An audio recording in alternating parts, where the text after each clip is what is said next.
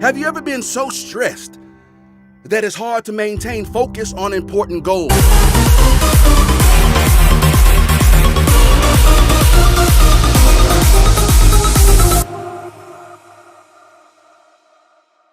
Throwing your way.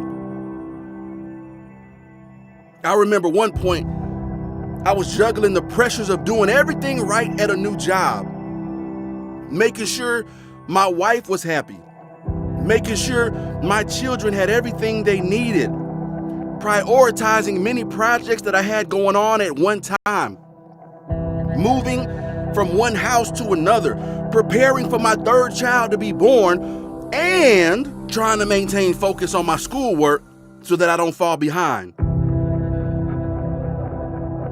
I heard the rapper Eminem once say, on the surface, he looks calm and ready. And you see, that's exactly how I appear to be to people. I appear to be very cool, very calm, very collected. I appear to have everything under control. People used to tell me all the time, wow, you're able to handle things so effortlessly. Or they would say things like, how do you do it, Torian? And I would simply smile and say quietly to myself, if they only knew. So it was obvious to those people that I appeared to handle all of the stress and the demands of life that life presented me with. But little did they know that I was plunging under the pressure, that I was sinking in the sea of stress, that I was dehydrated from being in the desert of demands. There were nights when I didn't sleep a wink, not because I chose to stay up and study, but because there were so many things on my mind that I could not find myself sleep. I don't know if you've ever been that stressed, but I'm talking about a level of stress that in an attempt to remove something from my plate, school became an instant thought. It was too much. There were too many exams. There were too many assignments. There were too many demands, and there were too little time to complete it all in. I felt like rather than growing, I was diminishing, simply fading away. And it seemed that no one cared enough to dig deeper than the basic question of, how do you handle it? At one point, I felt like school was pointless. There was nothing there for me. It was too difficult to maintain good grades. I felt like I could simply rely on my personality and my charm to score a high-paying job. A job that I could get right then and not have to complete multiple years of school to get it. I began to feel entitled, that the world owes me something and that they should take it easy on me if I decided to drop out of school. But then I realized something. I realized that the world didn't care about me, that everyone in the world was too busy chasing their own dreams and chasing their own success to care enough to see if I needed help with mine. I realized that while there are some genuine caring people in this world, everything you go through is a situation you have to deal with. Not mom, not dad, not someone from the street, or anyone. It's about how you deal with the stress and the demands that life gives you. And in that moment, my life changed completely. I wasn't relying on anyone to do anything that was mine to do. I stayed up late. I studied. I read. I wrote. I sacrificed. I did everything that I was supposed to do. I was no longer entitled. Quitting never entered my mind at that point. I was on a mission, not just to show the world that I can do it, but to prove to me that I can do it. Listen to me. I went from being academically dismissed my freshman year in college to being months away from achieving my PhD. Listen, let me give it to you again.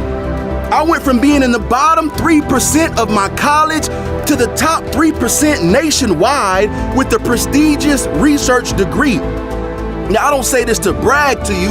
What I'm telling you is that when you make up in your mind that your success is more important than your cell phone, when you make up in your mind that your success is more important than sleep, when you make up in your mind that your success is more important than watching TV, then there is nothing in this world that can stand in the way of your success. Not one thing can stop you.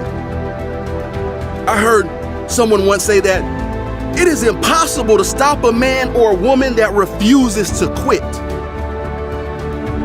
So throw me in the ring with Mike Tyson. Throw me in the ring with Floyd Money Mayweather, someone with more experience than me, someone stronger than me, someone with more skills than me. But if I refuse to quit, then there's no way they can beat me. I can only defeat myself. Now that's the same mindset you have to have when it comes to the stress and the demands of school. Look school square in the eyes and tell it, you may be tougher than me, you may be smarter than me, you may be bigger than me, but I refuse to quit, and therefore you will not beat me.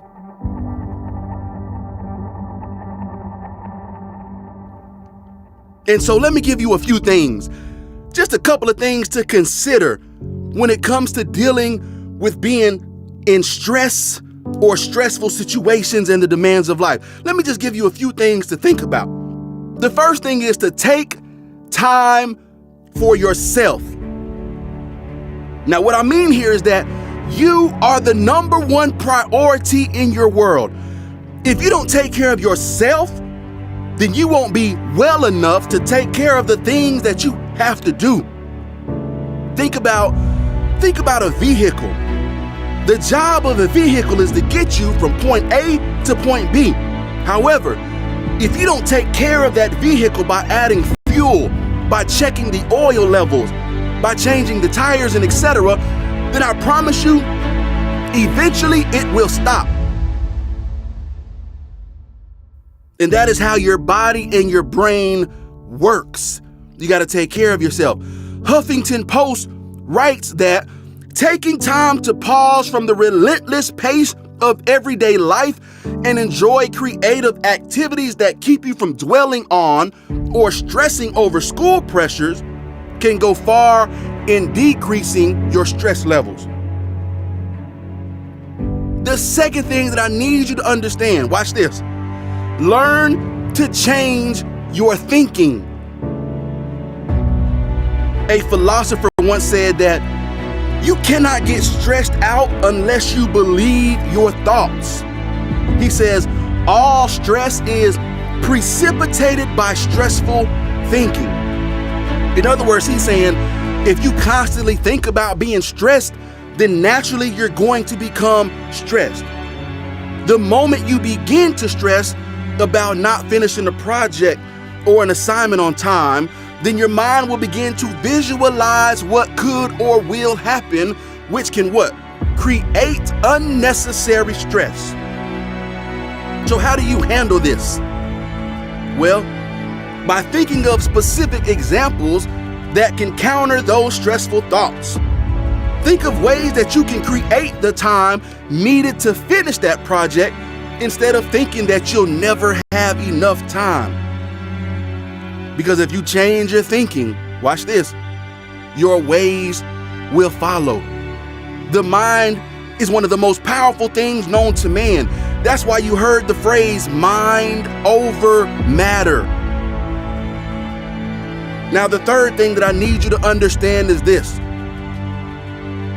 Learn to eat your elephant one bite at a time. What I mean is, learn to chunk up your work into smaller, manageable, bite-sized portions. This way, you'll feel less overwhelmed, less stressed, and have less demands placed on you. The best way to do this is by listing the things you have going on, as well as listing the estimated time each one of those things will take. Now, once you're done, what you're left with is a lot of small, easy, manageable tasks instead of one large, daunting task. So learn to eat your elephant one bite at a time. Now, the fourth thing, the last thing that I need you to understand is this. Lower your goals. All right, now stay with me. Lower your goals. Now, what I mean is, I don't want you to become a slacker, or I don't want you to decide that you're not willing to push yourself. What I mean when I say lower your goals is, if you lower your goals, you'll achieve more. So as an example, watch this. Let's say you are a D average student that has the desire to pull up your grades to an A. Now, shooting for an A is great, but think about how stressful that is going to be for you to go from a D all the way to an A. Lowering your goals simply means instead of shooting for the A right now, go from a D to a C. This is a much more realistic goal. Now, once you've earned that C, then go from a C to a B, and then work yourself up to the A. Chris Carr was once quoted by saying, if you don't think your anxiety, depression, sadness, and stress impact your physical health, think again.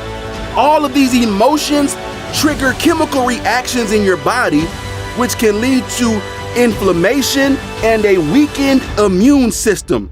So in other words, he says, learn how to cope because there will always be dark days.